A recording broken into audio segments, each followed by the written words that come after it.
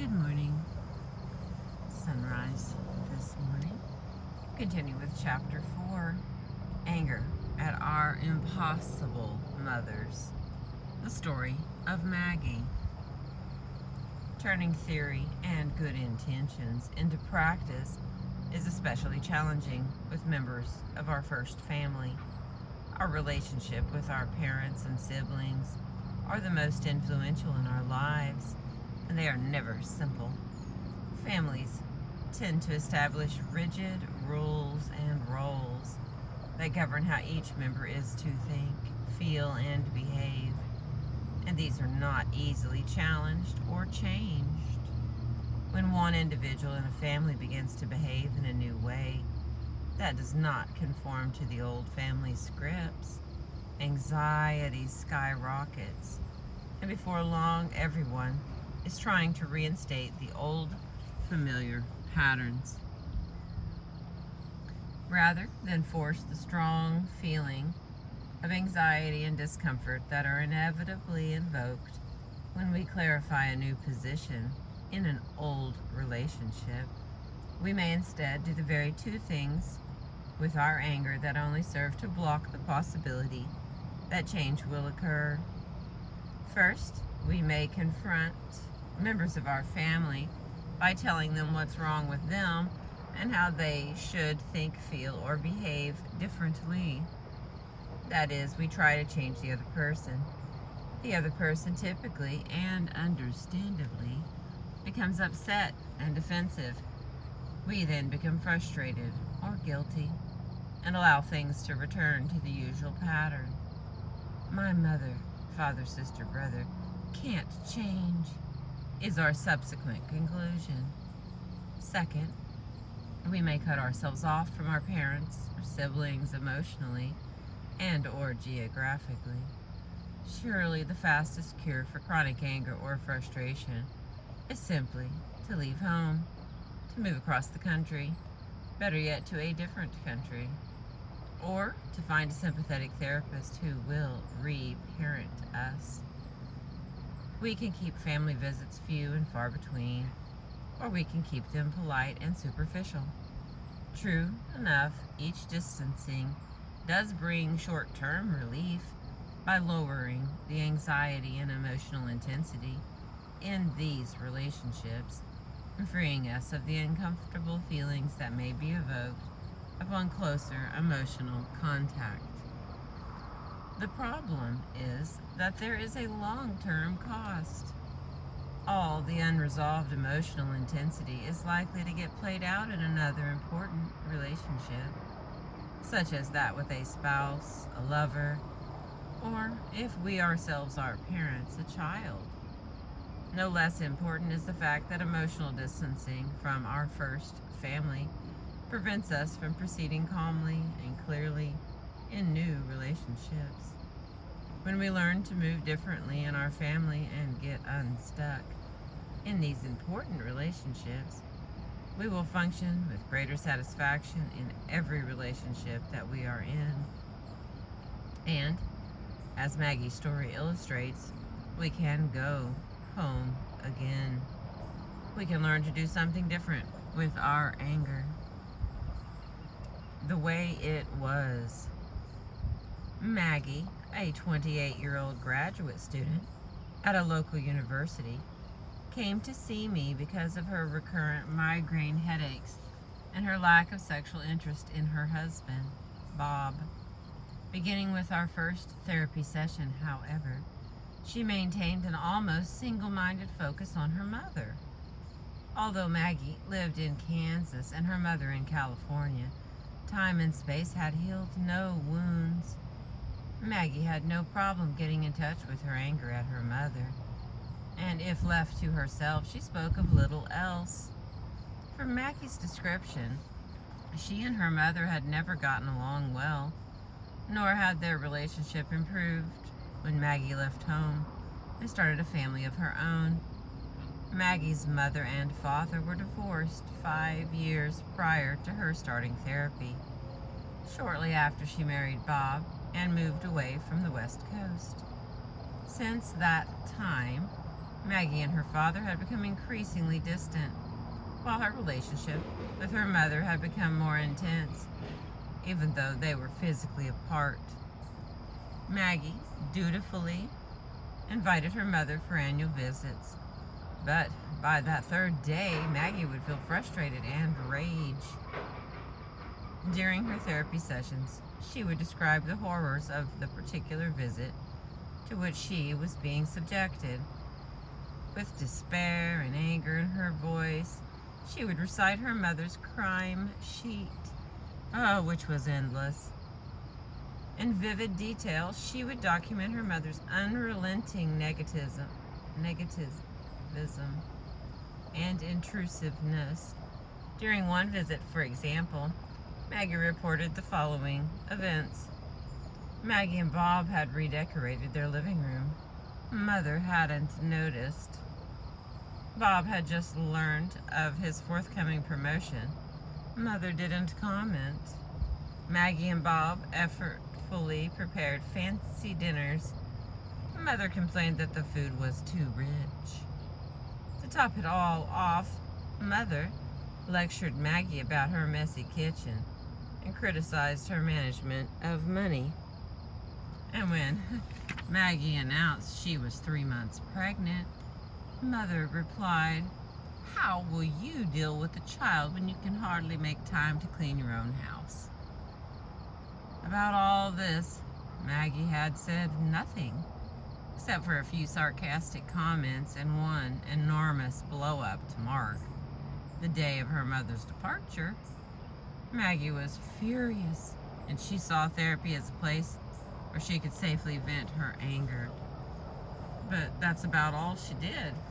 She did not, for example, say to her mother, "Mom, this pregnancy means a great deal to me and Bob." Got some flies here. Let's try this again. "Mom, this pregnancy means a great deal to Bob and to me.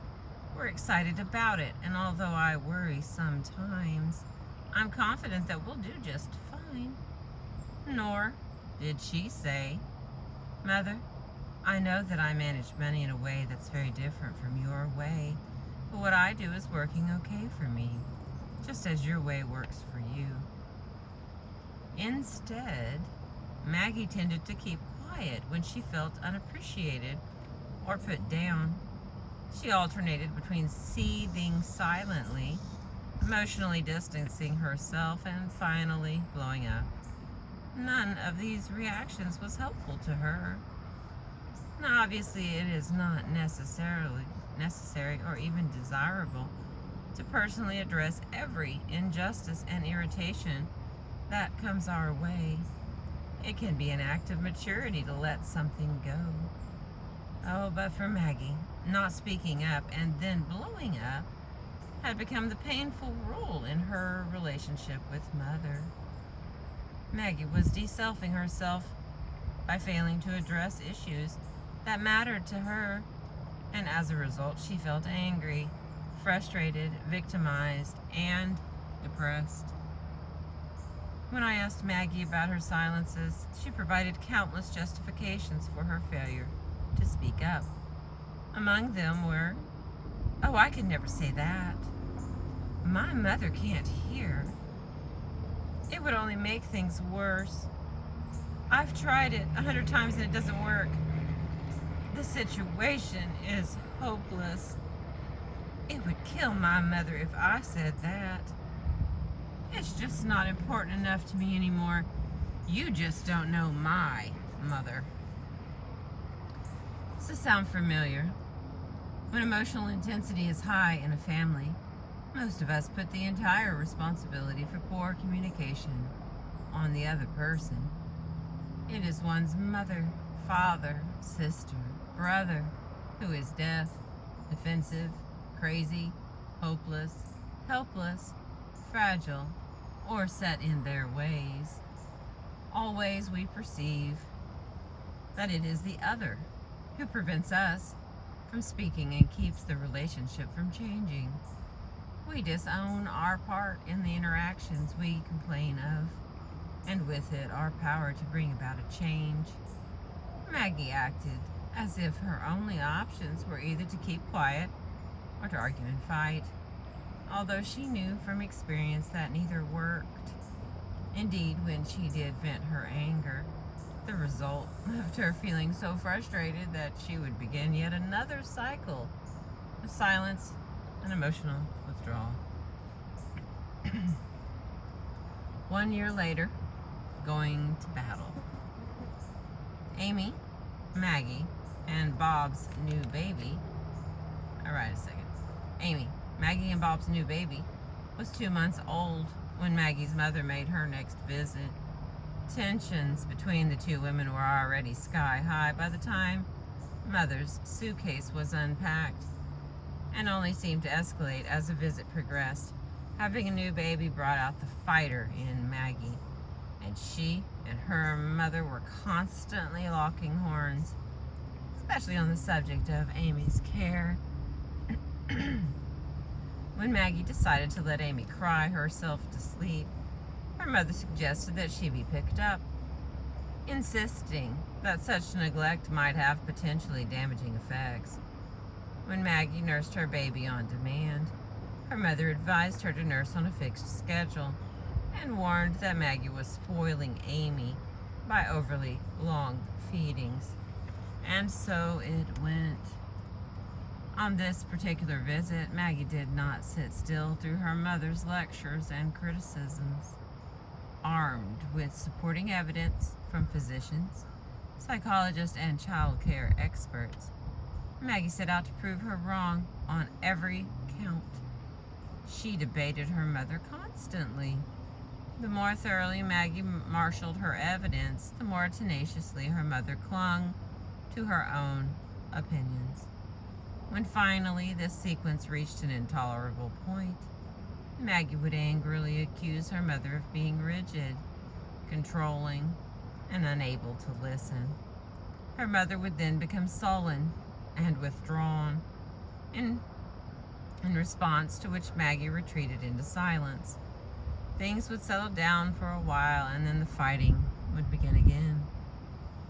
4 days into the visit, Maggie reported that her nerves were on edge, and she was at the tail end of a migraine headache.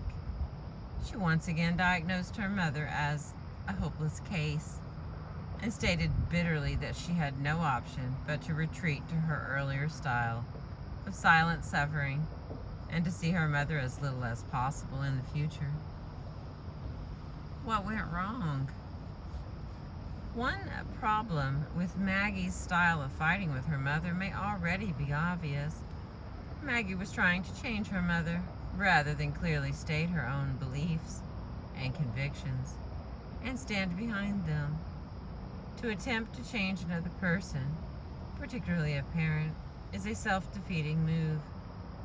Predictably, Maggie's mother would only cling with greater determination to her own beliefs in the face of her daughters pressuring her to admit error. Maggie had yet to learn that she cannot control or change another person's thoughts and feelings. Her attempts to do so, in fact, provoked the very rigidity in her mother that she found so disturbing. Perhaps the reader can identify a second problematic aspect of Maggie's fights with her mother. Maggie had not yet identified the true source of her anger. As is often the case, mother and daughter were fighting about a pseudo-issue, arguing about such child-rearing practices as feeding Amy on schedule or demand, or rocking her to sleep rather than letting her cry it out, only masks the real issue here: Maggie's independence from her mother. Maggie's intense reactivity to her mother also prevented her from being able to think about her situation in a clear, focused way. Until she can calm down enough to become more reflective, she is unlikely to identify her main problem and decide how she wants to deal with it. Simply giving vent to stored up anger has no particular therapeutic value. Such catharsis may indeed offer feelings of relief, especially for the person doing the venting, and the accused party usually survives the verbal onslaught. But this solution can only be temporary. Taking stock of the situation. During one particular therapy hour when Maggie was describing yet another frustrating battle with Mother on some question of Amy's care, I decided to interrupt. "You know, I'm struck by your protectiveness of your mother," I remarked. "Protectiveness?" exclaimed Maggie, looking at me as if I had surely gone mad. "She is driving me crazy. I'm not protecting her. I'm fighting with her constantly." "And what's the outcome of these fights?" It was a rhetorical question. Nothing ever changes," Maggie declared. "Exactly," I said. "And that is how you protect her. By participating in fights that lead nowhere and never speaking directly to the real issue. You fight with your mother rather than let her know where you stand." "Where I stand on what?" asked Maggie. "Where you stand on the question of who is in charge of your baby and who has the authority to make decisions about her care." Maggie was silent for a long moment. The anger on her face changed slowly to a look of mild depression and concern. "Maybe I'm not sure where I stand." "Perhaps then," I responded, "we had better take a look at that issue first." After this exchange, Maggie began to move in a new direction. She began to think carefully about her situation, as opposed to expressing feelings about it, and to clarify where she stood, rather than continuing to criticize her mother. In this process, Maggie gained a new perspective on her pattern of relating to her mother. To her surprise, she discovered that she felt guilty about excluding her mother from her new family. Part of her wanted to share her children so that her mother would not feel left out or depressed. Maggie thought about her parents' divorce, which followed on the heels of her own marriage to Bob, and she wondered out loud whether her leaving home and getting married were then revealed. Wait a second. She wondered out loud whether her leaving home and getting married were somehow linked to the ending of her parents' marriage. She then revealed a critical piece of information that she had failed to mention in all of our time working together.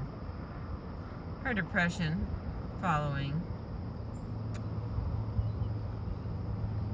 Her mother had received electroshock therapy for a postpartum depression following Maggie's birth. Although Maggie was not at first aware of it, she was worried that following the event of Amy's birth, her mother would again become depressed. In the months that followed, Maggie explored many facets of the deep bond between herself and her mother. She began to feel less angry and more empathetic toward her mother, as she understood better how every member of the family, including herself, had unconsciously tried to protect her mother from loneliness and depression, whether in reality she wanted this protection or not. More important, Maggie was able to recognize her own wish to maintain the status quo, to hold on to her mother and to be close in the old ways. And as long as Maggie chose to fight or to remain silent on issues that mattered to her, she would never really leave home. Even if she moved to the moon, she would still be her mother's little girl. As Maggie became less scared and guilty about showing her mother her own strong and separate self, she became more ready to make a change in this relationship. She was no longer going to participate in the same old fights, nor would she sit silently seething when she felt that her authority as both a mother and an adult woman was being questioned. Maggie was going to demonstrate her independence. Thank you for listening this morning. I appreciate you.